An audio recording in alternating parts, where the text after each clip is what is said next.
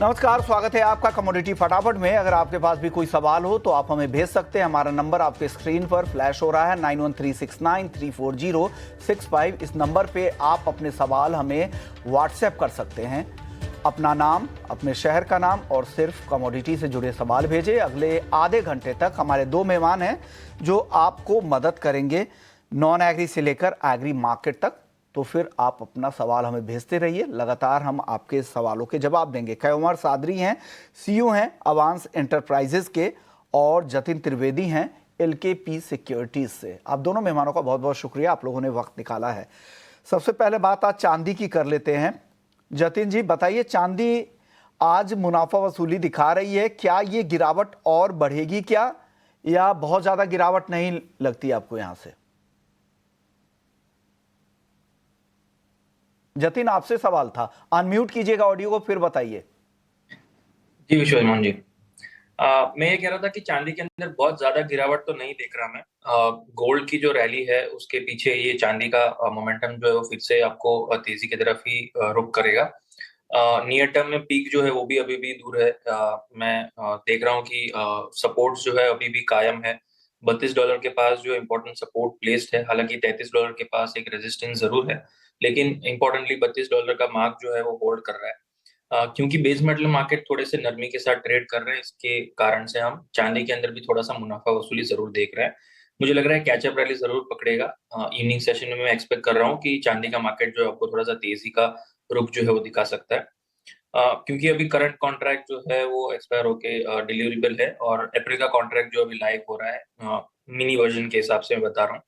बड़े में अगर कोई ट्रेड करता है तो बड़े के हिसाब से लेवल बता देता हूँ। सिल्वर मेगा कॉन्ट्रैक्ट जो मार्च का है, 95,000 के पास बेस सपोर्ट रहेगा उसका। 95,350 से लेके 95,550 ये जो है वो बाइंग जोन है। 200-250 पॉइंट की यहाँ से गिरावट आती है तो वहां पर बाइंग की चेष्टा रखें। हायर साइड पर 96,250 से लेके 96,400 ये जो लेवल्स है वहां पर आपको अपने टारगेट्स रखने हैं। जो इंट्राडे ट्रेडर्स हैं उनके लिए ये व्यू पॉइंट हो गया। मार्च के वायदा जो बड़े कॉन्ट्रैक्ट है उसके हिसाब से मैंने बताया है। जो छोटे ट्रेडर्स हैं उनके लिए मैं ऑप्शंस के द्वारा एक ट्रेड रेकमेंड करूंगा। 1 लाख की जो कॉल ऑप्शन है उसके अंदर बाइंग साइड की रुझान रखें। 2630 2640 अभी रेट चल रहा है, 2600 के आसपास इसको बाय करना है। 2380 का इसके अंदर स्टॉप लॉस रहेगा, और 2850 से 2900 तक के लक्ष्य के हिसाब से सिल्वर मिनी के अंदर जो 1 लाख का कॉन्ट्रैक्ट है उसके अंदर बाइंग का रुझान रखना है। सो जो छोटा रिस्क लेके काम करना चाहते हैं उनके लिए मैंने सिल्वर मिनी के ऑप्शन के अंदर लेवल दिया है, और जो बड़े रिस्क से ट्रेड करते हैं उनके लिए सिल्वर मार्च के हिसाब से लेवल्स दिए। अकॉर्डिंगली उसके अंदर रिस्क एपेटाइट के हिसाब से ट्रेड लेना है। बिल्कुल सही बात है सर। एक दर्शक भी है जो चांदी पे सवाल पूछना चाह रहे हैं जतिन जी, उनके जवाब आप दे दीजिएगा। नीशू नाम है उनका, मथुरा से। 93,850 रुपए पे चांदी इन्होंने लॉन्ग कर रखा है। क्या करना चाहिए इनको, बने रहें अपनी इस पोजीशन के साथ? जरूर बने रहना चाहिए, क्योंकि ये ट्रेंडिंग कमोडिटी है, और साथ ही साथ में जो रिस्कियर एसेट्स हैं जैसे कि इक्विटीज हो गए या अन्य एसेट्स हैं वहां पर थोड़ा सा वीकनेस का माहौल है। सो ये जो बुलियंस मार्केट है अभी फिलहाल एक अच्छे दौर में चल रहे हैं, जहां पर प्रॉफिटेबिलिटी ट्रेड्स जो है वो आपकी बढ़ जाती है। एक्यूरेसी भले आगे पीछे हो, थोड़ी बहुत लेवल्स भले थोड़े आगे पीछे हो, लेकिन ट्रेंड जो है वो पॉजिटिव है। तो इसके कारण से अपना लॉन्ग साइड का पोजीशन जो भी है उसको थोड़ा सा होल्ड करके चले, तो आप इनडायरेक्टली आपके जो इक्विटी पोर्टफोलियो उसके सामने हेज भी हो जाता है। सो ऑल इन ऑल अगर ये पोजिशनल बेसिस पे लिया हुआ है तो 1 लाख से 1,05,000 के लक्ष्य के हिसाब से इसको होल्ड करके इस भरने की सलाह रहेगी। 1 से 2 महीनों तक अगर और होल्ड कर सकते हैं तो अच्छे रिटर्न्स और एक्सपेक्टेड हैं इसके अंदर। चलिए, ये सवाल आपके आपके सवालों के जवाब मिल गए हैं। अगले दर्शक हमारे साथ गोपाल हैं दिल्ली से। इनका सवाल है कि सोने में क्या करना चाहिए, बाई या सेल? आज के लिए पूछ रहे हैं जतिन, जवाब दें इनके सवाल का।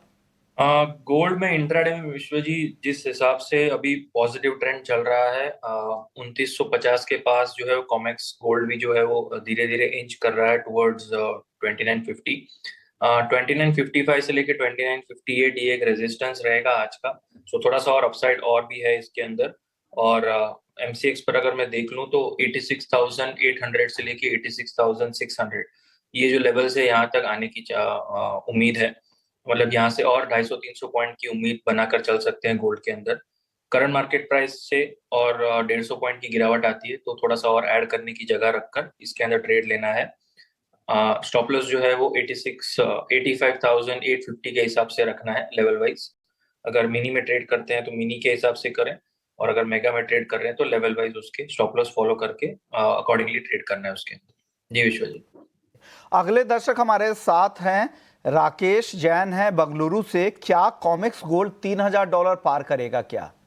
जतिन, क्या लग रहा है आपको, $3,000 पार कर जाएगा कॉमेक्स गोल्ड? नियर पूछ रहे ट्रेडर हैं। जी जी जी विश्व जी, ये बहुत एक बड़ा सवाल है कि $3,000 जो है वो कब आएगा और कब आएगा, और ये जो क्वेश्चन है उसका आंसर तो बहुत इजी नहीं है। लेकिन जिस हिसाब से अभी जो ट्रेंड चल रहा है, लाइफ टाइम हाई का जो दौर चल रहा है कॉमेक्स गोल्ड में और एमसीएक्स गोल्ड में, तो बहुत ज्यादा दूर तो नहीं है।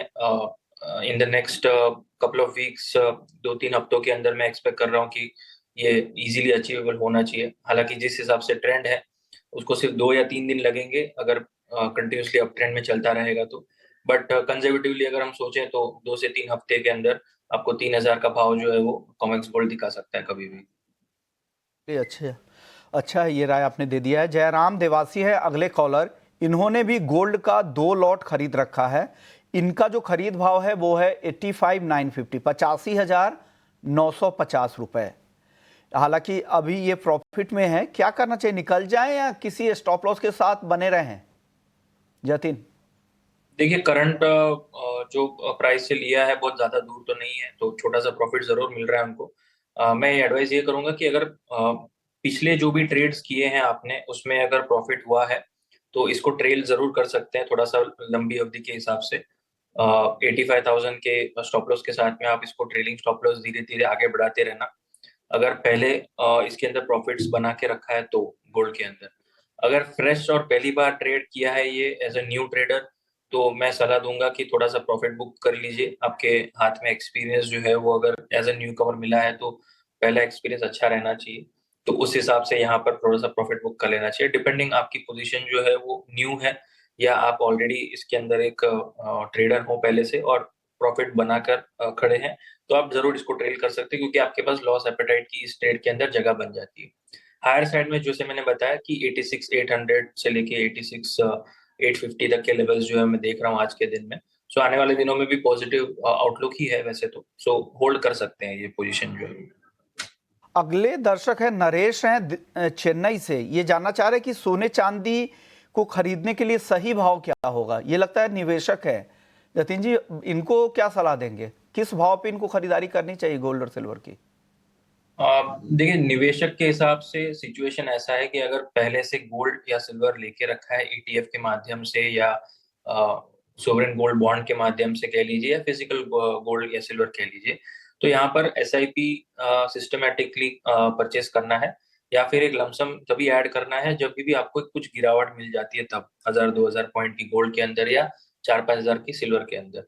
अब ये गिरावट जो है वो अनुमान तो नहीं कर सकते कि कब आने वाली है, क्योंकि हम एक्सपेक्ट कर रहे हैं कि $3,000 से 3,100 का डॉलर जो है जो मार्क जब भी टेस्ट होता है कॉमेक्स पर, उसके बाद एक करेक्शन आपको देखने मिल सकता है। प्रॉफिट बुकिंग का दौर जो है थोड़ा सा शुरू हो सकता है, और टैरिफ का जो अभी जो रुझान चल रहा है उसके अंदर भी नेक्स्ट एक आध महीने के अंदर क्लैरिटी आ जाएगी कि किसके ऊपर कितने टैरिफ्स जो है वो यूएस लगाता है। यूएस कनाडा का कह लीजिए, यूएस मेक्सिको का, या इनफैक्ट यूएस इंडिया का भी जो दौर चल रहा है थोड़ा सा नेगेटिविटी का टैरिफ को लेकर के, तो इसमें थोड़ी सी क्लैरिटी जो है बन जाएगी। सो अन्य देशों के मुकाबले यूएस का भी टैरिफ क्लियर हो जाएगा और अन्य देश भी क्या टैरिफ जो एडजस्टमेंट करते हैं ताकि यूएस के साथ रिलेशनशिप जो है बनी रहे, तो उसके कारण से मुझे लग रहा है ये सर्टेनिटी जब आ जाएगा टैरिफ का नंबर्स वाइज, तब गोल्ड के अंदर प्रॉफिट बुकिंग देखना शुरू होगा। तो उस पल का वेट करना है। अभी हाई पिच पे लॉन्ग टर्म इन्वेस्टमेंट थोड़ा सा अवॉइड की सलाह दूंगा मैं। अगर पहले से एक्यूमुलेशन स्ट्रेटेजी शुरू की हुई है तो उसको कंटिन्यूड रखिए, लेकिन अगर फ्रेश इन्वेस्टमेंट वाइज अगर देख रहे हैं तो थोड़ा सा वेट कीजिए। जब सिनेरियो थोड़ा सा वीकनेस का दिखे, करीब करीब आपको यहाँ से या ऊपरी की स्तर से 5 से 8% की गिरावट जब भी गोल्ड के अंदर दिखेगी तब आपको निवेश करना है। अभी फिलहाल अवॉइड करना है हायर पीक पे लॉन्ग टर्म इन्वेस्टमेंट के लिए अभी करंट लेवल पे ना खरीदे, भाव नीचे आने दे। नहीं तो एक तरीका ये भी हो सकता है कि एसआईपी के जरिए धीरे धीरे हर गिरावट पे एक्यूमुलेट करते चले। अगले दर्शक हमारे साथ हर्ष है जयपुर से और प्रवीण है पुणे से। दोनों के सवाल एक जैसे हैं कि नेचुरल गैस बाई करे या सेल करे, और टारगेट और स्टॉप लॉस भी जानना चाह रहे हैं। जतिन बता दीजिए, नेचुरल गैस पर दोनों दर्शक एक ही सवाल पूछ रहे हैं। विश्व जी देखिए, नेचुरल गैस के प्राइसेस एक वॉलेटाइल काउंटर में है। पिछले एक हफ्ते में अगर देख लें तो बहुत ज्यादा बढ़त और बहुत ज्यादा गिरावट एक ही साथ में देखने मिल रही है। एक दिन में बाइंग तो एक दिन में सेलिंग, दोनों तरफ के ट्रेडिंग जो है वो आइडियाज बनते जा रहे हैं उसके अंदर। आज जिस हिसाब से जो सेलिंग चल रही है उसके हिसाब से थोड़ा सा वीकनेस जो है वो और डीपन हो सकता है टुवर्ड्स 325 से लेके 330। सो अगर एग्रेसिवली ट्रेड करते हैं नेचुरल गैस के अंदर तो ही ये कॉल को व्यू पॉइंट के हिसाब से लेकर चलना है। 345 से 346 के आसपास का रेंज, यहाँ से मतलब कह लीजिए 3 से 4 रुपए की अगर बाउंस बैक मिलती है नेचुरल गैस के अंदर, तब इसके अंदर शॉर्ट सेलिंग की एडवाइस रहेगी। 391 के ऊपर जो है वो स्टॉप लॉस प्लेस करके चलना है। और जैसे मैंने बताया 335 से लेकर 330 तक के टारगेट्स के हिसाब से सेल ऑन राइज की रणनीति अपनाए, लेकिन रिस्क एपेटाइट अपना मैनेज करे, क्योंकि ये सबसे ज्यादा वॉलेटाइल काउंटर रहता है। इरोजन जो है वो कैपिटल इरोजन बहुत ज्यादा जल्दी हो जाता है नेचुरल गैस के अंदर। सो रिस्क एपेटाइट अगर कम है तो कम लॉट से काम कीजिए या मिनी कॉन्ट्रैक्ट्स में कीजिए, तो स्टॉप लॉसेस और रिस्क को दोनों को मैनेज करके चलना नेचुरल गैस के अंदर। चलिए, तो आपके सवालों के जवाब मिल गए होंगे। एक दर्शक है, हसमुख है गुजरात से, क्रूड और नेचुरल गैस दोनों पर जानना चाह रहे कि क्या करना चाहिए। ट्रेडर हैं, इनके लिए क्या सलाह होगा जतिन जी? दोनों ही एनर्जी पैक्स विश्व जी थोड़ा सा वीकनेस का ट्रेंड है फिलहाल तो। जिस हिसाब से ग्लोबल मार्केट्स में क्रूड ऑयल को और इन्फ्यूजन करने की दौर चल रही है यूएस की तरफ से, चाहे वो इराकियन का ऑयल कह लीजिए या फिर यूएस का प्रोडक्शन की बात कह लीजिए, तो वो एंगल जो है वो कहीं ना कहीं क्रूड ऑयल को ज्यादा ऊपर बढ़ने नहीं दे रहा है। और लोअर लेवल्स पर सपोर्ट जो है वो भी 6000 से लेके 5900 के आसपास का है। तो इमीडिएट बेसिस पर तो थोड़ा सा वीकनेस का ट्रेंड है। इंट्राडे बेसिस पर अगर ट्रेडिंग करना है तो 6100 के नीचे का लेवल अगर ब्रीच करता है तब शॉर्ट सेल करना है, क्योंकि ऑलरेडी पिछले 2 दिनों में अच्छी खासी गिरावट हो चुकी है। सो लेवल अगर ब्रीच होते हैं उसके बाद ही उसके अंदर शॉर्ट की ट्रेड बनती है। 6100 के लेवल ब्रीच होते हैं उसके बाद अगर शॉर्ट साइड की ट्रेड लेते हैं तो स्टॉप लॉस जो है वो 6140 के ऊपर रखना है और 6060 से लेके 6055 के टारगेट्स रखने हैं। ये हो गया क्रूड के अंदर। नेचुरल गैस में जैसे मैंने पहले भी बताया कि सेल ऑन राइज की रणनीति अपनानी है। 344 से लेके 346 के आसपास शॉर्ट सेल करना है, 351 के ऊपर टारगेट और 335 से 330 के बीच में टारगेट्स रखने हैं। चलिए, तो ये सलाह आपके लिए आ गई है क्रूड और नेचुरल गैस को लेकर। वक्त है ब्रेक का। ब्रेक के बाद जब लौटेंगे तो एग्री मार्केट का रुख करेंगे और एग्री मार्केट पर हम एक खास रिपोर्ट लेकर आए हैं। एआई टूल्स की मदद से हमने वो रिपोर्ट निकाली है कि मसालों की क्या रिपोर्ट है, क्या डिमांड सप्लाई के सिनेरियो क्या बन रहे हैं, भाव को लेकर क्या एआई का अनुमान है, सब कुछ आपको बताएंगे ब्रेक के बाद।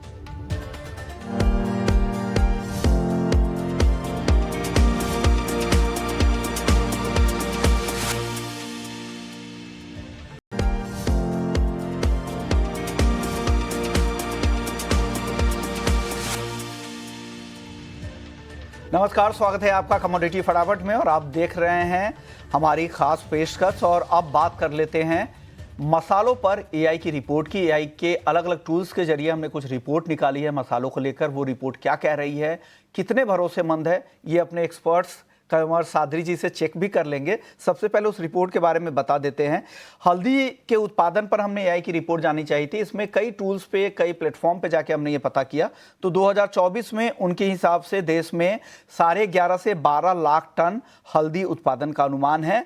और हल्दी का जो एरिया है एआई के मुताबिक वो 3.5 लाख हेक्टेयर के आसपास है। 3.25 से 3.5 लाख हेक्टेयर उनका एरिया का जो अनुमान है 2024-25 के लिए। उत्पादन का जो यील्ड है, उपज है, वो 3.5 से 4 टन है प्रति हेक्टेयर। और साथ ही 2024-25 में कुल उत्पादन 14 से 15 लाख टन उनको लगता है कि ग्लोबल उत्पादन हो सकता है। भारत में 11.5 से 12 उनको लगता है और ग्लोबल उत्पादन 14 से 15 लाख टन हो सकता है, क्योंकि भारत 80% तक भारत में उत्पादन होता है। हल्दी की यह रिपोर्ट में कहा गया है कि अगर माहौल हल्दी के लिए काफ़ी अगर अच्छे रहे होंगे तो 12 लाख टन, सामान्य माहौल में 11.5 लाख टन और खराब माहौल में 10.5 से 11 लाख टन उत्पादन का अनुमान है। डिमांड को लेकर उनका कहना है कि करक्यूमिन की बढ़ती मांग से यहाँ पर हल्दी की कीमतों को सपोर्ट मिलेंगी। हेल्थ केयर और न्यूट्रास्यूटिकल इंडस्ट्री से मांग ज़्यादा है और किसानों को उत्पादन इसलिए ये बढ़ाने पर उन्होंने फोकस किया। 2024-25 में उनको लगता है कि 2.5 से 3 लाख टन के आसपास हल्दी का एक्सपोर्ट भी हो सकता है, जबकि 2023 और 24 में 2 से 2.5 लाख टन हल्दी का एक्सपोर्ट हुआ था। भाव को लेकर हमने फंडामेंटल्स जब जानने चाहे कि फंडामेंटल्स क्या है हल्दी के, एआई टूल से जब ये जानना चाहा तो उनको लगता है कि भाव स्थिर रहेंगी या फिर तेज रहेंगी, ऊपर की तरफ रहेंगी, डाउनसाइड की संभावनाएं यहां से कम है। वहीं टेक्निकल रिपोर्ट जो है हल्दी की वो कह रही है कि 15 से 18 हजार रुपए तक जाने की संभावना दिख रही है 2025 में हल्दी की। सादरी साहब, हमने जो ये जिस रिपोर्ट की चर्चा की, एआई रिपोर्ट की हल्दी की, इससे आप कितने सहमत है, क्या करेक्ट करना चाहेंगे आप इसमें? नमस्कार विष्णु जी। नमस्कार। विष्णु जी, सबसे पहले तो मैं टर्मरिक की जो प्रोडक्शन फिगर एआई से निकला है उसको करेक्ट करना चाहूंगा, क्योंकि मेरे हिसाब से टर्मरिक का प्रोडक्शन 4.5 से लेके मैक्सिमम 5 लाख टन तक मुझे नजर आ रहा है। उसके ऊपर मुझे हाल फिलहाल में ये साल तो नहीं नजर आ रहा है, और मोरलेस ये 5 लाख जो है वो बॉलपार्क फिगर में समझ के चल रहा हूँ। तो आपके हिसाब से 5 लाख, और उसके सामने डिमांड कितनी आप देख रहे हैं सर? सर डिमांड मोरलेस आप समझ लीजिए सर, तकरीबन 4.25 से लेके 4.5 लाख मेट्रिक टन तक की। ओके, तो डिमांड और सप्लाई आपको लग रहा है सेम ही रहेगा। भाव को लेकर जो इन्होंने हाँ जी, प्रिडिक्ट किया है नेक टू नेक। कि भाव इस अपने सपोर्ट लेवल के आसपास है, यहां से तेजी ज्यादा दिखती है, मंदी की संभावनाएं काफी कम है, और टेक्निकल बेसिस पे उनके पैरामीटर्स के हिसाब से 15 से 18 हजार रुपए तक भी हल्दी जा सकती है। इसमें भी सर कुछ करेक्ट करना चाहेंगे आप? हाँ जी सर, मैं इसमें भी थोड़ा विरुद्ध ओपिनियन रख रहा हूँ। मुझे इस साल टर्मरिक 15,000 के ऊपर नहीं नजर आती है, ओके, चलिए, और हालांकि नीचे की आपने साइड पे तकरीबन 11,500। ओके, बिल्कुल, ये उत्पादन की रिपोर्ट को लेकर कई सारे और भी एक्सपर्ट्स हैं जिन्होंने मुझसे कहा था कि ये रिपोर्ट उनकी एआई की सही नहीं है, इसलिए एआई पे पूरी तरह से आप भरोसा ना करें। ये हालांकि उनके किस आधार पे, किस बेसिस पे इन्होंने इस तरह के प्रोडक्शन नंबर किए हैं, ये वाकई अलग बात है। सर, आज के लिए अगर बता दीजिए, अगर आज काफी गिरावट दिखी है हल्दी में 4.5% की, यहां से क्या लग रहा है आपको, और गिर सकती है हल्दी क्या? ये टर्मरिक में हमने देखा है कि पिछले एक हफ्ते में, मतलब आप यही समझिए कि सुपर ओवर ही चल रहा है। डेली 3-3.5% या तो ऊपर होता है या नीचे होता है, और कभी कभी तो दिन भर में दोनों साइड भी दिखा देता है। तो अगर स्ट्रिक्टली हम कल के एक दिन की बात करें तो मुझे लगता है यहाँ से हम थोड़ा बहुत रिकवरी देखेंगे, और एक बार वापस से हम 12,000 750 आसपास के प्राइसेस कल के दिन में देख सकते हैं। क्योंकि हमने पिछले हफ्ते भी देखा कि 12,300 का लेवल टच करके आई थी हल्दी 18 फरवरी को, और बाद में फ्राइडे को क्लोज हुई 13,120 पर। आज सवेरे गैप डाउन तकरीबन 12,500 के आसपास की ओपनिंग देखने मिली। तो इस वजह से मेरा पर्सनल ओपिनियन है कि सिर्फ कल तक की अगर बात हो, अगर कल वापस मार्केट फ्लैट खुले या 50-100 रुपए नीचे खुले, तो एक बार कल इंट्राडे के लिए बाइंग रखनी चाहिए। और अगर किसी को लंबा व्यू, हफ्ते 10 दिन का व्यू लेके चलना है, तो यहाँ से उछाले पे 12,700 आसपास पे हल्दी को सेल करना चाहिए पोजिशनल व्यू के हिसाब से, और 12,300 का टारगेट रख सकते हैं जो अब तक का इस कॉन्ट्रैक्ट का लो है। और उसी तरह से जो लेवल पे आप एंट्री करते हैं वहां से 200 रुपए का ऊपर में स्टॉप लॉस रख सकते हैं। ये पोजिशनल कॉल है, स्ट्रिक्टली कल इंट्राडे हो तो एक बार के लिए बाय कर सकते हैं। ओके, इंट्राडे के लिए बाई करें, पोजिशनल यहाँ पर सेल आप कह रहे हैं, सही हूं मैं सर? हाँ ओके, बिल्कुल सर, पोजिशनल के लिए सेल ऑन हाइस। ओके सर, जीरे की रिपोर्ट बता देता हूँ, बहुत मैं डिटेल में नहीं जाऊंगा, वक्त कम है, इसलिए फटाफट से आपसे कई सवाल लेने हैं। जीरे में जब एआई की रिपोर्ट ये कह रही है कि यहाँ पर उत्पादन सामान्य स्थिति में 7 से 8 लाख टन के आसपास हो सकता है, आप इससे सहमत है क्या? हाँ नहीं सर, मैं इसको भी समझता हूँ कि हायर साइड पे है। ओके, बहुत हायर साइड में है, और हाँ, सर काफी हायर साइड पे है। 1 से 1.5 लाख टन ये 4.5 कैरी के फॉरवर्ड आसपास है। स्टॉक भी मानते हैं, ये सही है या ये इसमें भी हाँ जी कुछ? सर, 1 से 1.5 लाख कैरी फॉरवर्ड भी है, क्योंकि पिछले साल हमने बम्पर फसल देखी थी। ओके, चलिए, अब बात करते हैं भाव के हिसाब से। भाव को लेकर इनको लगता है कि अगर उत्पादन अनुमान 6-7 लाख टन के आसपास रहा तो ऐसे हालात में 30 से 35 हजार भी इस साल का टॉप लेवल बन सकता है। आप इससे इत्तेफाक रखते हैं क्या सादरी जी? नहीं सर, मैं तो सर इससे दूर दूर तक इत्तेफाक नहीं रखता हूँ कि ओके, मेरे हिसाब से, जैसा हमने पिछले भी बात की कि अभी जीरा में हमें फिर से तकरीबन 22-23 हजार के प्राइसेस के लिए रेडी रहना चाहिए। 23,000 भी मैं थोड़ा हायर साइड सकता हूँ। कहना कि ज्यादा उत्पादन और कमजोर एक्सपोर्ट होने पर 20 से 24 हजार का भी दायरा रह सकता है। सर, अब आखिरी सवाल, जीरा और धनिया दोनों पर आपकी कॉल क्या है आज के लिए? आज अगर किसी को ट्रेड अगर कल के सत्र में करना है तो उनके लिए क्या सलाह देकर जाएंगे आप? सर कल के सत्र में अगर किसी को करना हो तो जो मेरी टर्मरिक में ओपिनियन थी मोर और लेस मेरी वही ओपिनियन धनिया और जीरा को लेके भी है कि अगर फ्लैट या अगर आधा 1% नीचे खुलता है तो एक बार के लिए सिर्फ एक आध दिन के लिए उसको बाय करके चलना चाहिए। और अगर किसी को पोजिशनल हफ्ता 10 दिन के लिए रखना है तो मेरा धनिया और जीरा दोनों पे भी सेल ऑन हाइस का ही टारगेट। चलिए, तो ये आपकी कॉल है और अब बिल्कुल ग्राउंड से कनेक्टेड हैं आप, इसलिए आप सटीक बता पाएंगे। और एआई टूल्स जो मौजूद ऑनलाइन डेटा रहता है उसके आधार पर वो लोग निकालते हैं, तो वहाँ पर गलत होने की संभावनाएं काफ़ी ज़्यादा रहती है। ये आपके लिए एक डिस्क्लेमर देना ज़रूरी है, क्योंकि सादरी साहब लगातार कारोबारियों से बात करते हैं, इनके पास ज़्यादा कॉम्प्रिहेंसिव डिटेल्स रहती है। शुक्रिया सर, आपने वक्त निकाला हमारे दर्शकों के लिए। चलिए, वक्त है ब्रेक का। ब्रेक के बाद भी यहाँ खबरें चलती रहेंगी, तो आप कहीं मत जाइए, बने रहिए हमारे साथ।